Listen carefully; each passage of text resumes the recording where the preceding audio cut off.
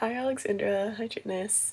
So I guess I'm gonna tell you about Guatemala now. So yeah, I was on a mission trip last week with my church. We go to Guatemala every other year.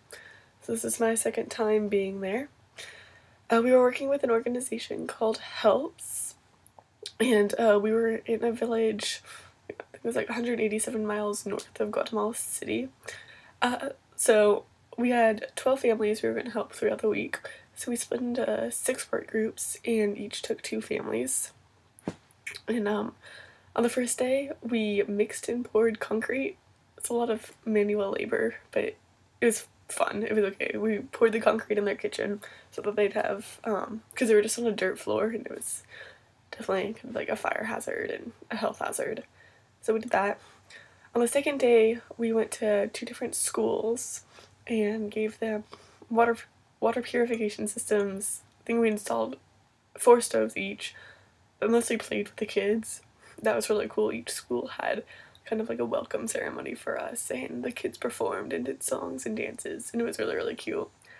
And then on a third day, we went back to the families we were working with our first day and installed stoves in their kitchens. And we gave them an indoor stove in the kitchen and then an outdoor stove right outside the kitchen. I guess they have 2 stoves because it depends on what they cook or something.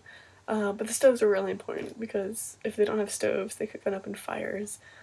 And then they have to breathe in the smoke, which is definitely a health hazard. And an open fire is just a safety hazard since there's always young children running around. So it's really fun to be able to give them these stoves, give them something better to work with. So we only actually worked 3 days, which doesn't sound like a lot, but we did a lot. We had to do a lot of traveling.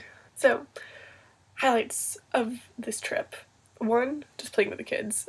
That was my favorite part last time. I love working with the kids, and they love you immediately. They just want to be around you, and they're adorable, and they just, I don't know, we can't understand each other 90% of the time because most of the kids don't even speak Spanish. They speak a Mayan dialect. So it's funny, but we taught them like the hokey pokey and the chicken dance and ran around and played ultimate frisbee and stuff. So it was really fun and it's just fun to bond with them. 2, it's our interesting mode of transportation at times. We took a bus to most places, but to get to our village the days we were working, we sort of hit a point where we were on a windy, muddy dirt road and the bus just couldn't handle it anymore. So we would all just load up into the back of 3 pickup trucks and then go up this mountain, which was an interesting experience. It was really fun. It was like this crazy ride, but I definitely thought I was going to be thrown out of the back on several occasions. I haven't actually told my parents about that, considering they freak out about seatbelts, so shh. And then I think the 4th highlight was watching random Olympic events in Spanish on TV. Because we were there the first week of the Olympics and we're all like, oh my gosh, we're missing the Olympics, how unfortunate. So whenever we had free time, me and my 2 roommates would like turn on the TV, we found the Olympic channel and would figure out what was going on. Fun fact about the Olympics: Guatemala won its first ever Olympic medal in these games, silver in men's speed walking. Go Guatemala.